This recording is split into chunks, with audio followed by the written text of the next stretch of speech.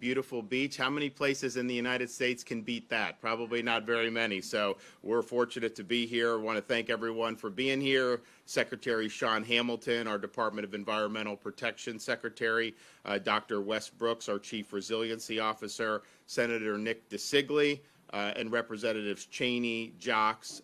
Is Burfield, is Kim here? Oh, yes, that's right. Mayor Lisa Hendrickson, town of Reddington Shore. So thank you for hosting us. We really appreciate it. We've done a lot over the last 5.5 years to strengthen the state of Florida. We recognize that we are in a tropical climate. We have different disturbances that can happen during hurricane season, and while we always hope for the best, we always prepare for the worst, and we want to make sure that the folks throughout Florida have the tools that they need to be able to weather whatever storms may come their way. We've done a lot, almost $100 million for infrastructure projects in rural communities, and we've had storms like Hurricane Idalia that have hit a lot of Florida's rural communities. We've also distributed more than $400 million to help communities rebuild and strengthen infrastructure following hurricanes that have hit Florida over the last 4 years. Of course, Ian was the biggest one over the last 5.5 years, but we also had last decade Irma, which was significant, and then Michael, which was catastrophic for the Florida Panhandle. So we're been very forward on that. We've also provided record tax relief through the home hardening sales tax holiday. So that's suspended the sales tax on items such as impact-resistant windows, doors, garage doors. So that was approved in 2022 for a 2-year period of time. The sales tax holiday has saved Floridians close to $500 million since it's been there, and you still have time to realize these savings. The holiday is in effect through June 30th of this year. So Floridians are doing things to harden their homes. They're able to do that tax-free, which we think is really, really important. We've also enacted a program starting in 2021 called the Resilient Florida Grant Program.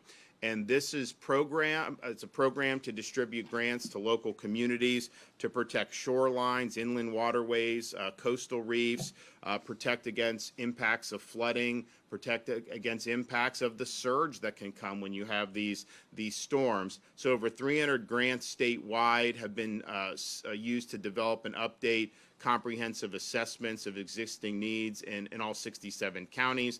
Over 350 local projects have assisted communities in protecting important infrastructure assets like emergency response facilities from the impacts of storm surge. And what we found on the storms, I mean, I remember before I became governor when Hurricane Michael hit Panama City, you could go and if the building was fortified and it was newer, you wouldn't have even known a storm happened. You look right next door to the building, an older construction that didn't, and it was like wiped off the face of the earth. I mean, it was so dramatic. I think you saw similar with Hurricane Ian in Southwest Florida. They had Charlie come through in 2004. A lot of the things that were rebuilt stronger, and they were more resilient. And those were the structures that were really able to withstand a lot of what was happening. Part of the reason that we were able to get the power on so quickly after that storm was because you had companies like FP&L after Charlie and some of the other things that have happened. Some of the substations, the way they built it, they raised them. So you had massive amounts of water and rain coming, and yet it didn't impact that, and you're able to get people back online. So we've seen that this stuff really is important, and it really does work. So I recently signed legislation, Senate Bill 1638, which took the Seminole Compact gaming revenue. Remember, when I became governor, the Seminole tribe was not providing any revenue share to the state of Florida at all, even though the Tampa casino is the most profitable in all of North America. Their Hollywood casino does fantastic as well. And so I thought it was important that we get an agreement so that we can help the state. And so we did that. And so we're now looking at revenue share in excess of what we even anticipated when we did the deal, probably more than $750 million each and every year. And what that Senate Bill 1638 did was it takes the Seminole Compact Gaming. Here's the thing. We're running big surpluses in Florida. I mean, we're paying down debt. We've paid down almost actually probably now more than 25% of our state's total debt from the founding of Florida till the present. In just the last 5.5 years, we knocked off 25%. We're cutting taxes. We're moving Florida forward with the infrastructure infusion. So you have these road projects, some in the Tampa Bay area, many in Orlando, some in Miami, Southwest Florida, all these places that we're not even scheduled to start some of them until next decade. Well, what is that going to do? So we're now accelerating, and so we're going to be able to complete some of these projects 7, 10, even 15 years ahead of schedule because we're doing that. So we're doing all of those things, which is really good. So this Seminole Compact money is kind of gravy for us, and so it is being dedicated under that bill to conservation of Florida's natural resources and protection of the state of Florida's environment and infrastructure. So there's different ways that's being parceled out.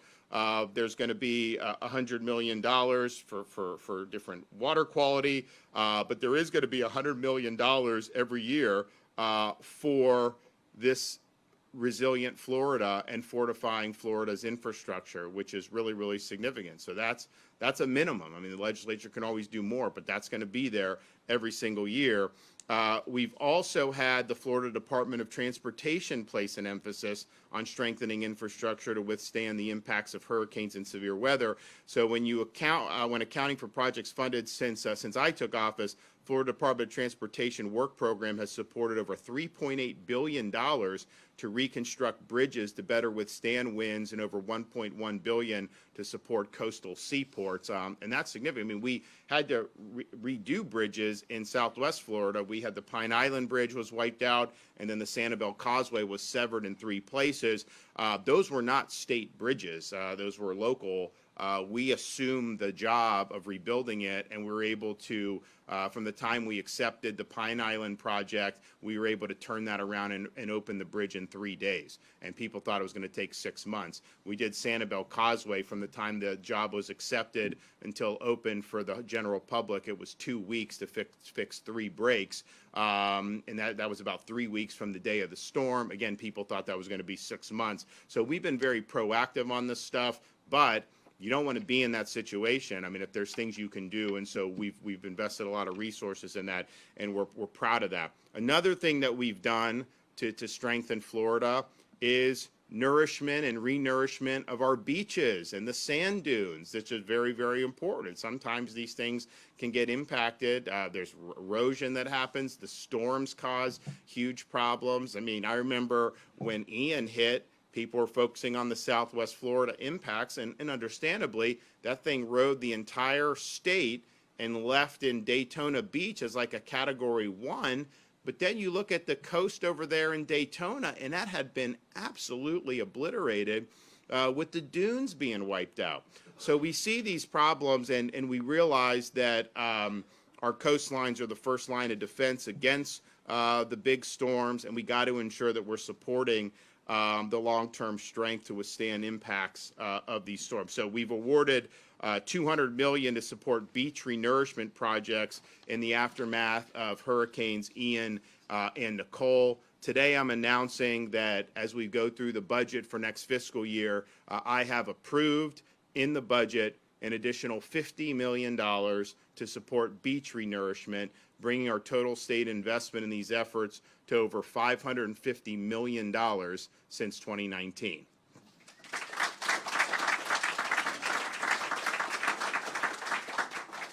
We're also helping and understand the importance of having resilient and strong private infrastructure. We have supported homeowners, and again, you see this when the storms come. The newer construction, I think that there was a lot that was learned in the aftermath of Hurricane Andrew in the early 90s about what type of buildings can withstand. So we have My Safe Florida Home program, which provides free wind mitigation inspections, and if there's a mitigation need, you can get a matching grant to assist the homeowner in mitigating future damage. And that could be the impact-resistant windows, the doors. It could be things involving roofs. There's a whole host of things that can be done. So we are going to sign today Senate Bill 7028, and this is going to provide an additional $200 million for the program. So this has already helped 152,000 Floridians across the state, but the program is oversubscribed. There's a lot of demand, so there's a lot of people on the waiting list. So this $200 million will go towards clearing the folks that are on the waiting list and any additional demand that comes, and I have no doubt that that money is going to be used. The bill prioritizes seniors through the application process, because we understand many are on fixed incomes and very well may have older homes. So approving the $200 million that we do today means that since May of 2022, we've invested over $600 million in the My Safe Florida Home program, and that's been meaningful for folks. It improves their property, it strengthens their property, and if you look at the data, it has stabilized and in some cases even reduced insurance rates as a result of those improvements. And we are proud of that return. So this program was popular, it's oversubscribed, but not every Floridian is a homeowner. Some people own these condo units. And so the legislature said we're going to go and create a pilot program for condos. So I'm going to sign momentarily House Bill 1029, which is the My Safe Florida condominium pilot program. And I will approve in the budget $30 million to institute that program. So this is going to help the coastal condominium associations harden condo infrastructure and protect against wind damage by creating a program similar to My Safe Florida Home. And I think that that's innovative. I think it's going to work, but we'll see as we get into that. So we've taken huge steps over the last many years. I think what we're signing today and then what we're approving in the budget is really, really significant. And I want to thank the legislature for stepping up and providing support for these programs and passing the good legislation. I look forward to signing this momentarily, both of those bills into law. But before I do that, we're going to hear from Secretary Hamilton, Dr. Brooks, and Nick DeSigli. So we'll start with Sean. Thank you, Governor. Again, good morning. I'm Sean Hamilton. I have the pleasure of serving as Secretary of the Florida Department of Environmental Protection. Obviously, as you can attest to, the governor has consistently fought to make Florida communities more safe and more resiliency. And to some of your surprise, this is my third day with the governor talking about billions of dollars going into our communities and into our environment. And so if you're wondering if I'm the happiest secretary on the face of the planet, the answer is yes. So thank you, Governor, for your commitment and your continued support, and definitely to our appropriators for all of your leadership. Obviously, as the governor noted, we face unique challenges here in our beautiful state. But I can tell you with hands down, Florida is definitely the most proactive at facing those challenges and making sure our inland and coastal communities are prepared for those challenges. The governor noted, creating the first chief resiliency officer. Dr. Brooks is here today, who is one of the, I would say, maybe the best in that role so far. But I'm a little bit partial because I've worked with Dr. Brooks, and he works a lot with your communities to make sure they're prepared. But he also created the Office of Resilience and Coastal Protection within DEP. And again, that's, if you think about the short life cycle, they have done phenomenal work to bring on the 300+ projects the governor noted. They work with your communities day in, day out, and I advise you, whenever you have an opportunity, make sure your folks are connected with them and taking advantage of the technical assistance. And then lastly, the Resilient Florida Grant Program, hands down one of the most proactive ways to continue to make sure our communities are prepared, not only for what may come in the future, but the impacts that they're seeing today. And that's a big deal, right? Because if you don't have a plan, you really don't know what you're planning to address. And so, again, a phenomenal program. So with the focus of Florida Futures budget for 24-25, the governor noted he secured more than $1.8 billion to strengthen Florida's resiliency during his administration. It's hard, I talked about this the other day, points of reference. That is amazing commitment from our governor and from our legislature to make sure all of our counties, not just one, not just two, all 67 counties after this cycle will have done something unheard of. They would have proactively identified the critical assets assets, the things that is just holds the glue of their local communities and the risk associated with those, and seek funding to make sure that they're prepared to address those things in the future. And that's a big deal when you think about a program that has only been around for a couple of years. And once they complete those assessments, then they'll be able to apply for continued funding and support from the state. And then I love the fact that the governor signed the compact for 1638 to continue to bolster that funding and to make sure, because the need is high, but more importantly, there's a commitment to continue to do that. So we've got 1,300 miles of beautiful coastline, as the governor noted, provides amazing, amazing tourism opportunities, but they are the first line of defense for many of our communities, and they require a continued investment. And so the governor noted the $50 million for beach restoration. And again, charged with the program of getting that funding out, we will do everything we can. We make sure we execute that mission timely and forthwith to make sure we bolster our shorelines. I will note, though, over the years and since the governor's administration, 17.2 has come to Pinellas alone during that time period. And you, trust me, pound for pound, that sand makes a difference and that commitment makes a difference. And so I think you guys should be proud of the commitment from the governor, but specifically as it relates to Pinellas County. And so in closing, Florida's better positioned than ever before to make sure we, we're prepared for the challenges that I noted, as well as the governor. But again, having the budget, having the resources, having the plan is crucial to be able to adapt to those changes and make sure we fortify our critical infrastructure. Again, I look forward to working with all of you in a continued partnership. It will take all of us to make sure we deal with these challenges statewide, but more importantly, I want to thank the governor and the legislature for your continued support and definitely for your leadership, sir. Thank you all.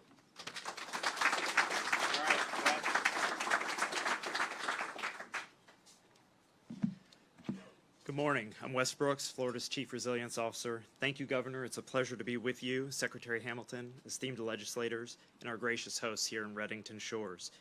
We all know Florida is a low-lying, storm-prone state. Floridians who were born and raised here understand firsthand the risks that come with that, including coastal surge, torrential rains, and hurricane winds. For everyone else that moves here, well, they figure it out pretty quick. Governor, your exemplary leadership during Hurricanes Ian, Nicole, and Idalia, and including the subsequent recoveries across large areas of our state, was well documented. But what I want everybody here to understand is that our governor's determined and solutions-oriented approach means we all kept working long after the news cameras went home. State agencies including DEP, DEM, FDOT, Florida Commerce, and all 5 water management districts are still actively supporting long-term hurricane and flood recovery efforts. Importantly, they're also ensuring that these efforts accelerate the resilience of our communities and strengthen our infrastructure now and into the future. And that reflects the fact that Governor DeSantis has guided state government to become more proactive than ever before in preparing for the impacts of flooding and hurricanes. This includes directives he's issued through Executive Order 2306 that challenged the Secretary and I to support the completion of comprehensive flood vulnerability assessments for all counties and municipalities in the state by 2026, to establish a reef restoration and recovery initiative for Florida's coral reef, and to coordinate with FDOT to ensure the consideration of water quality and flood protection benefits that through that agency's own resilience planning. The state's resilience efforts are also multi-layered, with regional and community projects often locally implemented with state support. Innovative programs like the My Safe Florida Home program are now incentivizing homeowners to do their part in fortifying their properties as well. And of course, it's all being backed up with real resources, as you've heard. The funding numbers our governor has secured and directed towards Florida's coastal and inland resilience are nation-leading investments, and that includes for critical beach nourishment projects. Here in Pinellas County, you know the value of your world-renowned beaches that drive economic activity and protect coastal infrastructure from damaging surf, tidal flooding, and storms. And unfortunately, you've also come to know that core bureaucrats in Washington, D.C. don't understand their mission, their attention, and their urgency should be directed at working with your communities to restore federal beach and shore protection projects to their full design levels as quickly as possible before the next disaster strikes. My office, alongside Secretary Hamilton and DEP, continue to press core leadership to adopt a new approach that values Floridians' homes and livelihoods over their own agency lawyers' unfounded and unsupported policy interpretations. I'm optimistic that we'll see some progress in the upcoming Water Development Resources Act, towards addressing the issue. But in the meantime, we'll just keep modeling the governor's successful approach here in Florida to keep our communities safe, secure, and thriving for decades to come.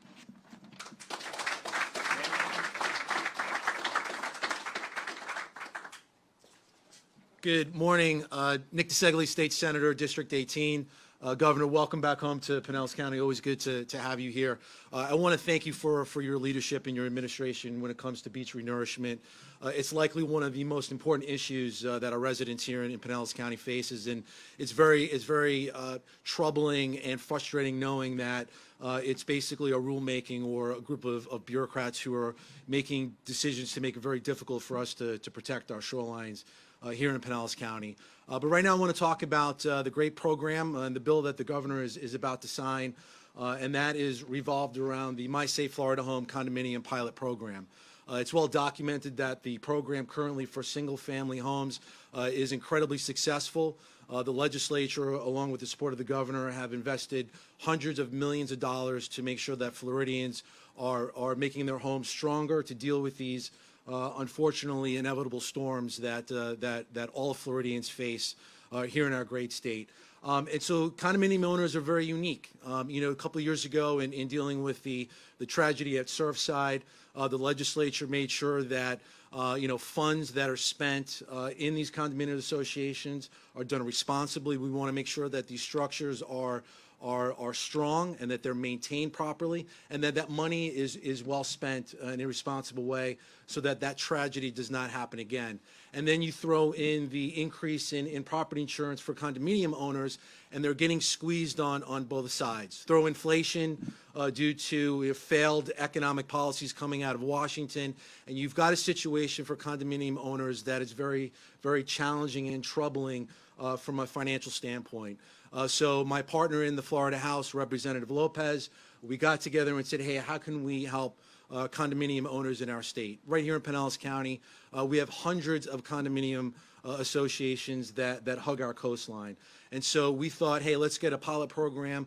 Let's encourage these folks to replace their windows, the associations to replace these windows, secure their roofs, replace these doors. It's a pilot program. I anticipate this program being incredibly successful.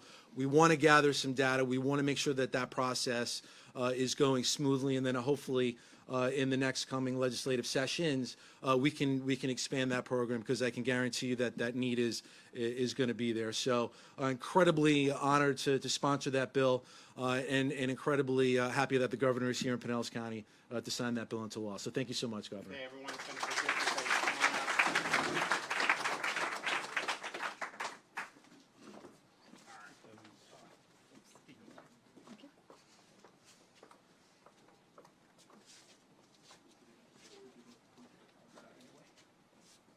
Today's date? 24th?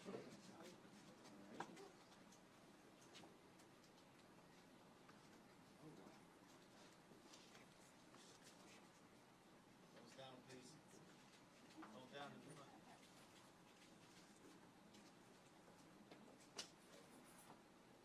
All right, this is a condo program. Anyone else want one? Okay, all right. So that's that. Here's the My Safe Florida Home.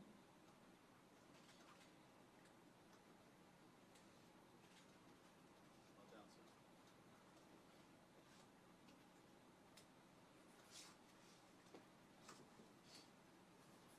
All right, who wants this? Anyone? All right. Anyone else? I'll add one more to my pool. Okay. All right, so there we go.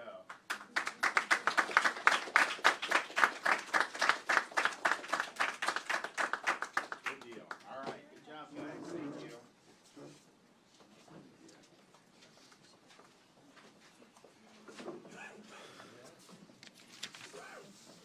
So we've had a really good week to be able to highlight what we're doing to protect and conserve Florida's natural resources.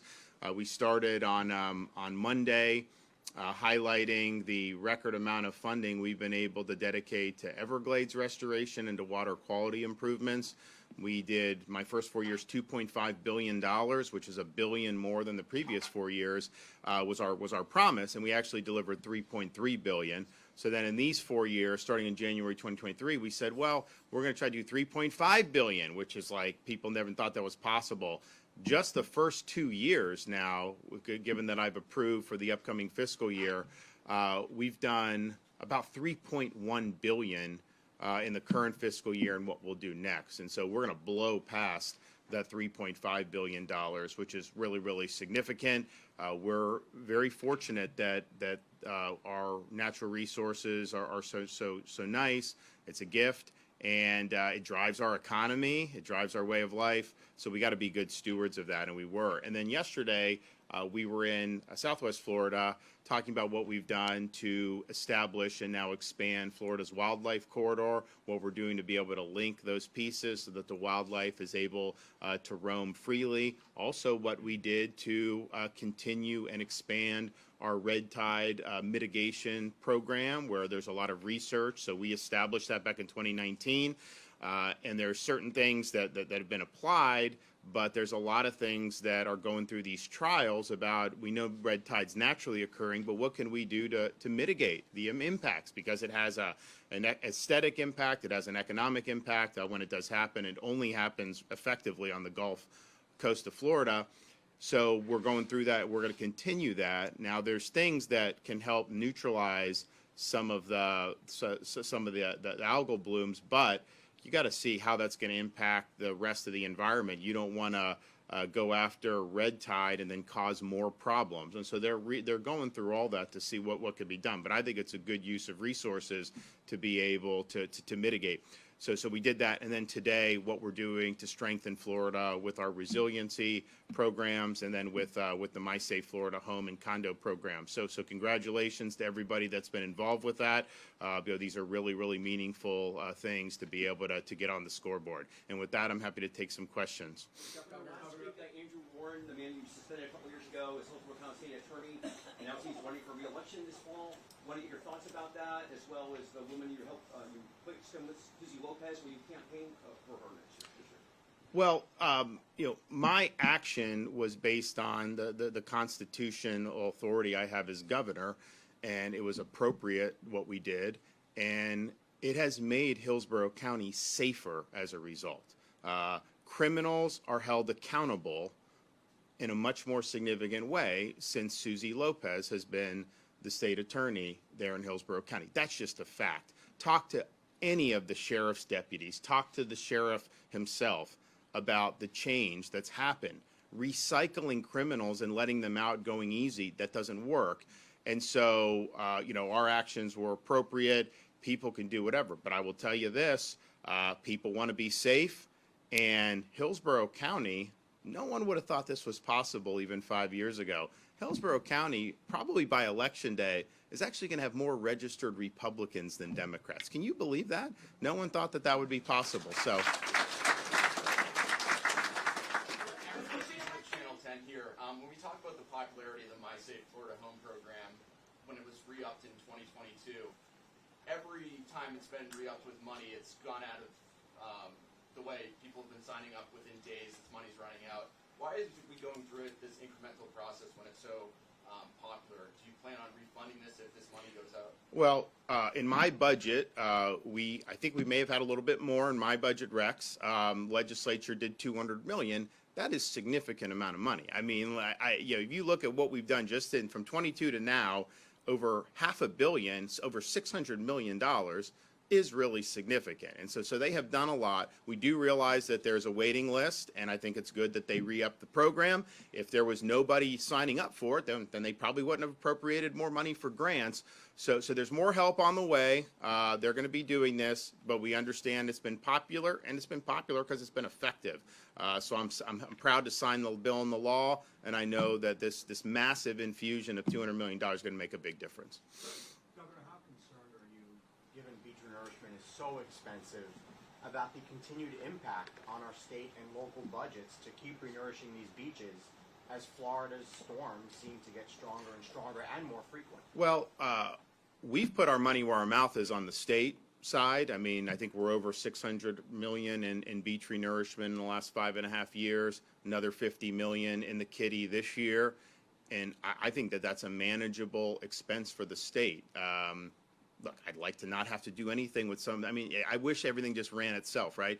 But if you look at how important these beaches are to this state, the fact that we could kick in 50, 100 million like we've done in the past, in a budget that's running massive surpluses, in a budget where our revenue continues to exceed whatever the forecasts are, even though, you know, nationwide, we have a lot of problems with this economy, and we've obviously not been immune to the inflation that's been fueled by Washington. The interest rates have been devastating to so many people. But even with all that happening, Florida's outpacing the nation. It's not even close. If you go back, I think from 2019 to present, we definitely have the highest GDP growth amongst large states, but I think we have the highest GDP growth, period. If you look at the net in migration, if you look at we have the lowest unemployment rate amongst all 50 or amongst large states. That gives us the ability to take care of these needs that are significant public needs. And the way I view it is, you go to some of these states like California, they want to do handouts to individuals. Take from you, kind of hand out, and then people end up, that creates a culture, and I think it's part of the reason they have budget problems. What we're doing is we're doing things that are benefiting everybody. Having nice beaches benefits everybody. Expanding our roadways so that we alleviate traffic, that benefits everybody. Doing what we've done on our seaports, that benefits everybody. So these are really, really critical investments. I'm proud to do it. I would like to say that there wouldn't be a need for it, but this would definitely be something that I will keep as a priority. Look, and maybe because I grew up in Pinellas County, maybe we just appreciate what we have. I can tell you that the beach was the beach to me growing up. Like, I didn't necessarily know because I had not been to very many other beaches, right? And then you go around and you go to other beaches and, you know, some of these things are not as nice as this. That's just the reality. And so we're very fortunate. Here in Pinellas, they can compete with anyone. You know, you go up to the Florida Panhandle, they can compete with anyone. I mean, these are really, really important. So we're going to continue to make it a priority in Florida. I understand, you know, the local governments have to battle through some of the bureaucracy. I understand with the feds, but we want to be a partner in it, and we're proud to do it. And anytime I get anything across my desk involving the beach renourishment, I've been supportive of. Governor, touching on the question before, if Andrew Warren does get reelected, will you suspend him again? If ifs and buts were candy and nuts, every day would be Christmas. I think it's all going to work out, and I think it'll be good. But I do think it underscores a larger issue of the places around this country that have embraced the more ideological approach to law enforcement, that basically people just get let out, get rid of cash bail, go easy on repeat offenders, don't take property crimes seriously. The governor of Arizona just vetoed a bill that we signed here in Florida so that these squatters could be ejected. What kind of a message does that send, that you're saying you can squat in somebody's house and basically they got to go through a 6-month process? So we've seen a lot of bad ideas be implemented. We know what works. We know Florida's crime rate's at a 50-year low. We know that our retail theft is actually down since I've been governor, but yet we just did great legislation to hold these folks accountable. You should be able to go to the pharmacy and be able to grab deodorant off the shelf without that being behind plexiglass. You know, this should not be Fort Knox, but yet that's what they have to do because people just go in and they loot the stores. That happens because of a weak approach to law and order, and we have a strong approach to law and order. I don't think people have a right, even if you're elected, to just say there's certain laws you don't like, and you're going to go. You're not going to be prosecuting. Maybe somebody is young, so you're just not going to prosecute them for that. That's not what the legislature has implemented in this state. And so you have a duty to uphold the law as it's written. You don't have the right to hijack the law, to go on some ideological joyride and do whatever you want. You know, you take an oath to apply that law. And we do in the state. I mean, you know, we enforce. Could there be laws that are on the books that I would tweak? Like, sure, if I had a magic wand, but that's not the way it works. So we as the state I think are the best state for law and order. You look at what happened with spring break in Miami Beach. I told the mayor, I said, don't let this happen again. He's a new mayor, and he's like, don't worry, this is important to me. We've got a plan. And I was like, we'll give you whatever resources you need. So they had a plan. We provided support. And all the businesses are saying it was the best spring break they've ever had. Because not only would you have unruly crowds, you'd have property damage. There'd be people, I talked to a fella down there who's got a restaurant, great restaurant, and people would just storm in, they'd eat, they'd leave without paying. It just was mayhem. And that's not what we want to promote in Florida. We want people to have a good time, we want people to enjoy, but we don't want, mobs to just run the streets. And so you did it, and now everybody's looking back and say, wow, minimal disruption. Anyone that got out of line was held accountable. And it just set a culture. You actually had a lot fewer arrests this year than in the previous two, because people knew what the rules were and they understood what was going to happen. You look at what we've done by holding people accountable, trying to come to this country, our state, illegally.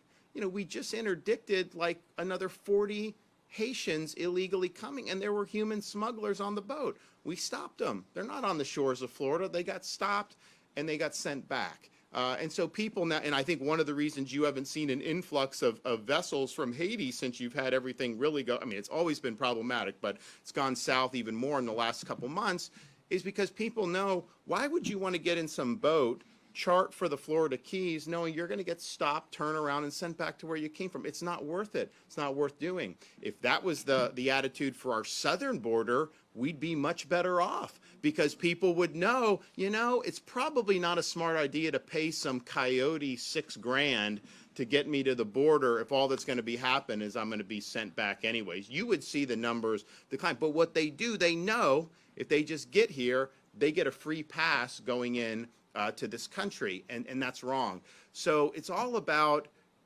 doing what works. The law enforcement folks have had my support. You remember when people were talking about defunding the police in 2020. You remember those BLM riots. We didn't allow that in Florida. We said, no, you're going to be held accountable.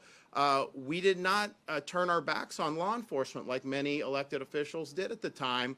And what's been the result of that? People are flooding into Florida from NYPD, from Illinois, from California. In fact, we've done over 400 new police officers coming to Florida state, local, and municipal agencies since we did our $5,000 bonus program from just New York, Illinois, and California. So these are folks that had jobs, probably most of them have families, and that they pick up and move here to do it because they know they have the support of the community. And that makes a huge difference. It makes you safer when they feel like they can do their jobs appropriately. You think about what happened when you have these Hamas demonstrators out. They're taking over bridges and they're taking over roads. And first of all, you don't have a right to do that. You have someone get stuck in traffic. How do you know if someone may need to get to a hospital, someone may need to pick up a child somewhere, and you're just going to commandeer the road because you have this ideological predilection? They tried to do that in Miami, and what happened? In 10 minutes, they got dragged off the road where they belonged, and we're not going to tolerate that. You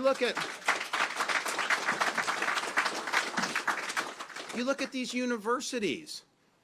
When we have students who are doing things that, look, some of the stuff with the Hamas, I think is absurd that someone would go out and demonstrate on that. But, when you're chasing Jewish students around, when you're not letting a Jewish professor enter a building, when you're targeting people like that, that's not free speech. That's harassment. That violates appropriate conduct. And yet, at Columbia, at Yale, all these places, those folks rule the roost. They do whatever they want. And these administrators and the presidents of these universities are weak. They're scared, and they don't do anything. You do that in Florida at our universities, we're showing you the door. You're going to be expelled when you're doing that stuff. And you know what? The minute people start to face consequences, you are not going to see this nonsense going on. So I think the approach is very important. We know the approach that these prosecutors have taken in San Francisco, Chicago, Baltimore has failed. And of all the actions you can take, the suspension in Hillsborough and in Orange counties with those state attorneys, you talk to law enforcement on the ground, lives have been saved because we have people in there now who take the law seriously and put the protection of the public above their personal political agenda. And that makes a huge difference, and we're going to continue to stand for law and order. Thanks, everybody.